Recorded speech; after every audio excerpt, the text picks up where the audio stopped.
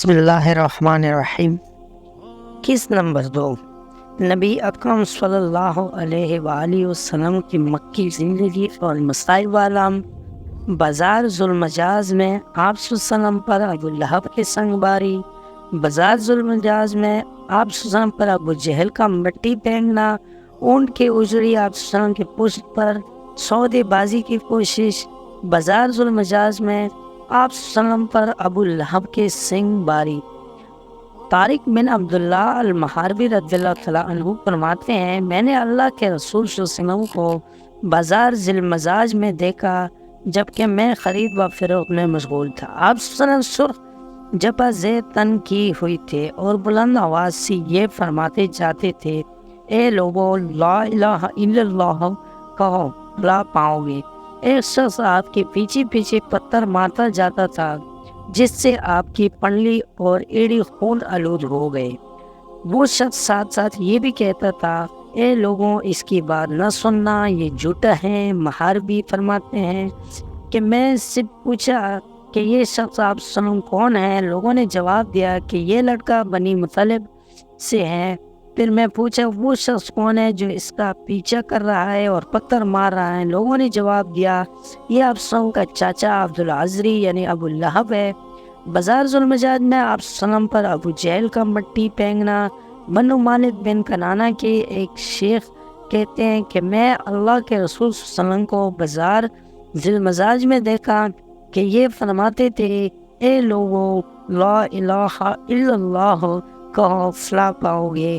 راوی فرماتے ہیں کہ ابو جہل آپ صلی اللہ علیہ وسلم پر مٹی پھینکتا تھا اور یہ کہتا تھا، اے لوگوں خیال رکھنا یہ شخص تم کو تمہارے دین کے حوالے سے دھوکہ نہ دے دے، کیونکہ اس کا ارادہ ہے کہ تم لات بازی کو چھوڑ دو، جبکہ رسول صلی اللہ علیہ وآلہ وسلم اس کی طرف ذرا برابر بھی التفاق نہیں فرماتے تھے۔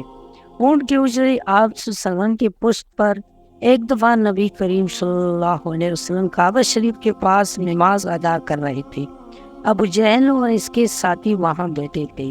ان میں سے بعض نے بعض سے کہا، تم میں سے کون ہے جو فلاں قبیلے کے اونٹنی کے اجڑی لائے اور جب محمد صلی اللہ علیہ وسلم سجدے میں جائیں تو وہ اس کا پشت پر رکھ دیں۔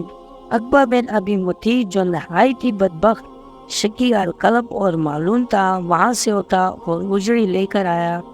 پھر وہ آپ صلی اللہ علیہ وسلم کے سجدے کرنے کا انتظار کرنے لگے۔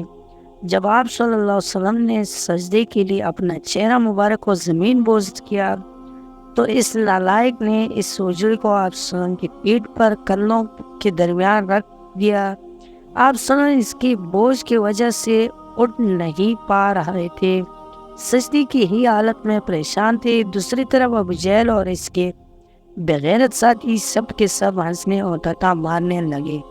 حضرت عبداللہ بن مسعود رضی اللہ تعالیٰ عنہ یہ سب کچھ دیکھ رہے تھے مگر اپنی کمزوری و ضعف اور ان ظالموں کے خوف سے رسول خدا صلی اللہ علیہ وسلم کا دفاع کرنے سے عاجز تھے۔ پھر آپ صلی اللہ علیہ وسلم کے لختی جگر حضرت فاطمہ رضی اللہ تعالیٰ عنہ اور اجڑی کو آپ صلی اللہ علیہ وسلم کے پشت مبارک سے ہٹایا۔ سودے بازی کی کوشش۔ کفار قریش نے محمد کو قتل کرنے کے لیے سودے بازی کی بھی کوشش کی۔ کفار نے چاہا کہ ہمارا بن ولید کو ابو طالب کے سپرد کر دیں اور اس کے عوض ابو طالب محمد کو ان کے حوالے کر دیں تاکہ وہ آپ کو قتل کر دے۔ چنانچہ کفار قریش نے ابو طالب کی خدمت میں عرض کیا، اے ابو طالب یہ ہمارا قریش کا سب سے بھنگا اور خوبصورت نوجوان ہے، آپ اس سے لے لیں، اس کی دیت اور نصرت کے آپ حقدار ہوں گے۔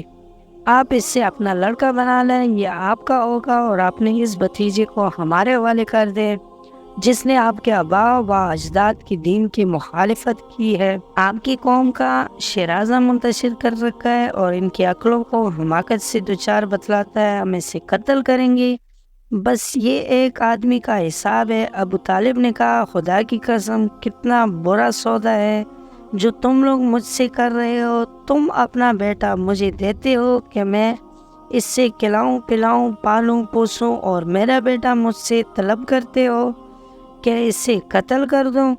خدا کی قسم یہ نہیں ہو سکتا۔ تحریر لکھتے ہوئے کوئی غلطی ہو گئی ہو تو اللہ کا بندہ معافی کا طلبگار ہوں۔ اللہ تعالیٰ آپ کو اور آپ کے گھر والوں کو بیماریوں، مشکلات اور مصیبتوں سے محفوظ رکھے، آمین ثم آمین۔ باقی سٹوری اگلی قسط میں دیکھنے کے لیے ہمارے چینل کو سبسکرائب کر لیں اور بیل نوٹیفیکیشن کو آن کر لیں تاکہ اگلا قسط آپ تک بآسانی پہنچے۔ امید ہے آپ لوگوں کو یہ سٹوری کا قسط پسند آیا ہوگا۔ اگر پسند آیا تو ویڈیو کو لائک کر لیں، کمنٹ میں اپنے رائے کا اظہار ضرور کر لینا۔ اگلی قسط میں پھر انشاءاللہ ملاقات ہوگی۔ اللہ حافظ۔